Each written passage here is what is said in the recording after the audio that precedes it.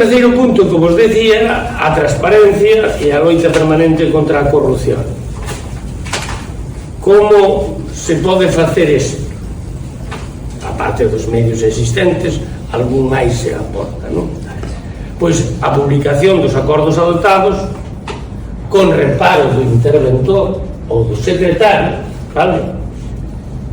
Non só no boletín da provincia, que tamén, claro, non só no boletín da provincia e na web do respectivo concello, senón tamén nun dos periódicos de maior tirada. É dicir, que todo o mundo sepa, vale? Que todo o mundo sepa que se adoptou un acordo que non está mirado con vos ollos por algún dos funcionarios locais que prestan o servicio no concello respectivo. Ese sería este terceiro punto. E cuarto, os servicios municipais máis baratos por veciños, porque ese é o protagonista. Entón, por un lado, a reducción dos aparellos municipais e do grupo de persoal de libre designación, os aforros que se poden conseguir por aí nos permitirían reducir os tributos locais, non? Especialmente mencionei o IBI, porque vou mencionar ahora de inmediato: eliminación da decisión Montoro. E vos, isto que foi? Que foi isto? Pois isto foi a puntilla real para o enterro do mundo rural. E como se materializou? Se vexa que algún vexa que algún que le está dando a cabeza. Como se materializou? Pois materializouse gravando con IBI urbano todo o teito existente nese ámbito municipal rural, de tal forma que os palleiros, as cortes, non son as de Madrid, son as de aquí, as cortes, os pendellos, os galiñeiros, as casas pro can, as cociñas de lareira para cocerlle aos porcos e a fumar os chourizos, todo eso acabou sendo gravado. Bueno, naquela extensión que persiguió a cousa, por eso moitos concellos quedaron aí caladiños, que era darlle uns pequenos cartiños máis ás administracións municipais, aos concellos. Entón quedaron calados. O sujetiño que recaudaba cartos para pagarse despois en los estudios, o tal Montoro, non? Como compensamos esa perda de recursos?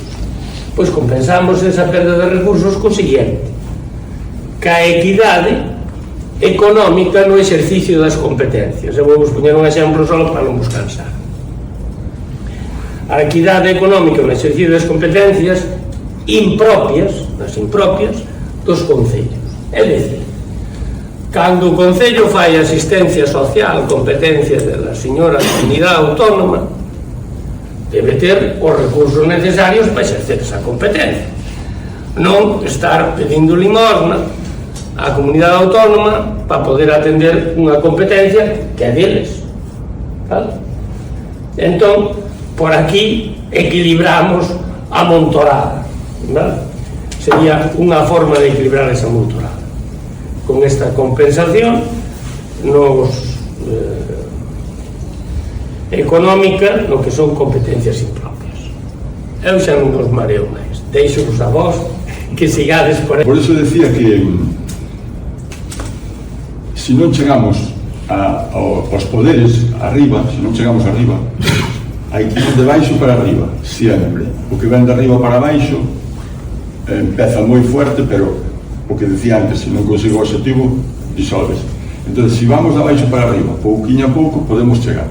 Pero para iso necesitamos a unión, necesitamos coalicións, ao final, porque como chegamos á Diputación Provincial? É imposible. Entón, se non estamos nas diputacións, se non estamos na Xunta, se non estamos no Parlamento, perdón, se non estamos en sitios donde se resolven ou donde se traballan todas as cuestións desas, na FEGAM, por exemplo, pois é moi difícil que nos manteñamos, non? Eu son dos que dicen sempre que unha candidatura municipalista ten de vida, se non goberna, 2 legislaturas. É moi difícil que pase de aí. Bueno, aquí temos a un compañeiro de Boiro Velo que leva uns cuantos anos, pero é moi difícil pasar de dúas legislaturas, non? Entón, polo tanto, nós desde Espazo Común xa fixamos coalición cando foi das autonómicas, con Coalición Galega, con Unidade Local. Non obtivemos o respaldo os resultados bons, non, está claro. Pero por qué? Porque non tiñamos financiación. Se non temos financiación é moi difícil chegar ao sitio. Se funcionan as redes, funciona tal, a xente mira a Voz de Galicia, gusto-nos ou non, a Voz de Galicia vai na mirar. Entón, ti mandas unha nota de prensa a Voz de Galicia, 2 folios e sácache a mitad desto. Con suerte. Bueno, a mí ainda me vai sacando. Pero, quero decir, é moi difícil. Despois temos os periódicos digitais e temos que sí, que nos sacan algo, pero é moi difícil chegar a xente. Entonces, o porta a porta eu fago na campaña, nos 15 días de campaña, pero que non pode estar todo ano porta a porta, porque unha, botaría mo can, e dúas, eu tamén traballo, e ainda que teño moito tempo libre tamén traballo, entonces é moi difícil, non?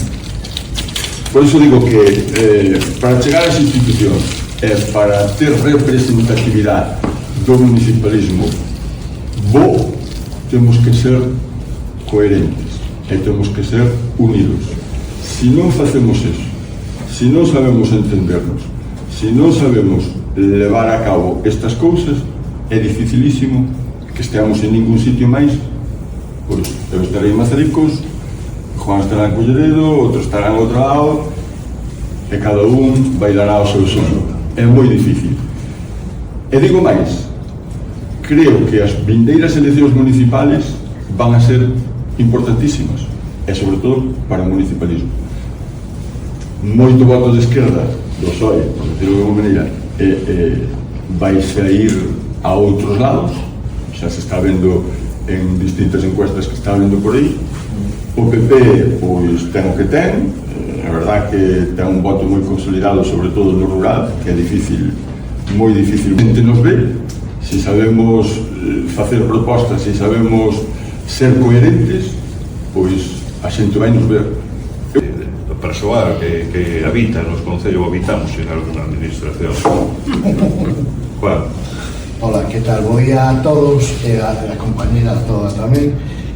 Vou dar unhas ideas clave para que salga un pouco o debate. Como decía José Juan ahora mesmo, bueno, a autonomía local, que é autónomo? Un concello é a primeira porta onde acode a veciñanza. Evidentemente, é máis cómodo acudir ao concello, a porta do concello, a petarle o concelleiro do goberno da oposición, se pode ser falar co alcalde, que ir, por exemplo, a Compostela ou xa ir a Madrid, non? É a entidade, é a organización máis pequena en canto, digamos, pero non de menor importancia, porque é que está máis perto do cidadano. Entón, o cidadano acode a ela para plantexar os seus problemas. O decía moi ben José Juan na presentación. Hai unha fochanca, vou pedirlle o concelleiro de obras. Hai unha falta dunha luz, unha farola, hai un problema dunha iluminación, hai un problema de que falta unha papeleira a un banco, pois acude ao concello. A unidade local para non só no concello para resolver, prestar servicios á veciñanza, senón tamén para unirse vía Diputación ou tamén na propia Federación Galega de Municipios e Provincias, que é unha entidade que eu creo que aquí en Galicia é nas 3 de Dun, é dicir, no, aquí colle mesa, aí está viejo su madre, no, yo bueno, todo é cuestión de o que diga Europa pode dicir moitas cousas, non? Europa dice demasiadas cousas ás veces. Bueno, por xanto, vos Iván Arias, que é profesor de Dereito en la Universidade de Santiago de Compostela, bueno, por introducir un poquinho na materia, como acaba de chegar, pues estamos falando do municipalismo, dos partidos independentes, das limitacións que nos atopamos pola propia lei, para desenvolver moitas das competencias impropias que por parte da Xunta lles manda, pero non lles manda financiación para poder acometela, e as trabas que a única maneira de poder solventalas quizás pasa por esa unión de todos para poder solventar as eivas.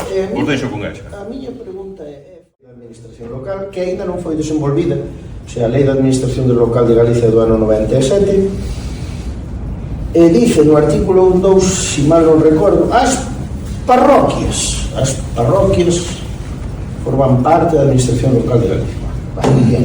E ademais son entes con personalidade xurídica que lle recoñece esa mesma lei. E di tamén que mediante lei do Parlamento que nunca saiu adiante, eu creo que máis que por vontade política de non sacar adiante, o sea, hai unha intencionalidade clara, bueno, pois xestionarán os seus intereses, o seu patrimonio, os seus medios, bueno, bien. Esta cousa das parroquias é unha cousa compartida con Portugal, as freguesías, é que en Portugal teñen bastante máis peso que van ter en España, pero despois no norte da península tamén é unha cousa que é compartida. Pois Asturias, desde logo a parte de conocer de Asturias, Cantabria algo tamén, non sei se tanto o País Vasco, pero sí, polo menos as parroquias teñen a súa importancia a hora de pois ordenar un pouco ao que é a poboación. E aí está o tema dos partidos políticos locais ou concretos. Non, por qué? Porque a parroquia, ou o que viña a dicir da parroquia, é unha cousa tan personal, conocémonos tanto na parroquia, somos casi veciños de porta con porta, non? Que se entra na casa xa sin tumbar, na casa do veciño, abre a porta, un entra para dentro, hai unha confianza tan absoluta que o tema dos partidos pequenos ao mellor poden ter pois un espacio, poden ter certas ventaxas no aspecto, non digo só parroquial, sino que municipal, pero claro, por qué? Porque nos organizamos así, e iso en Galicia funcionou, claro. Non sei se funcionaría tanto en cidades un pouco máis grandes, non sei se funcionaría na Coruña, non sei se funcionaría en Vigo, pero o que se fala, o que este primeiro tema da mesa, ou desta mesa, o tema dos partidos locais. Entonces, a mí gustaríame falar das vantaxes. Será porque son positivistas, está unha mañá tan fea que hai que falar de cousas bonitas, a ver se nos van a sur. Natureza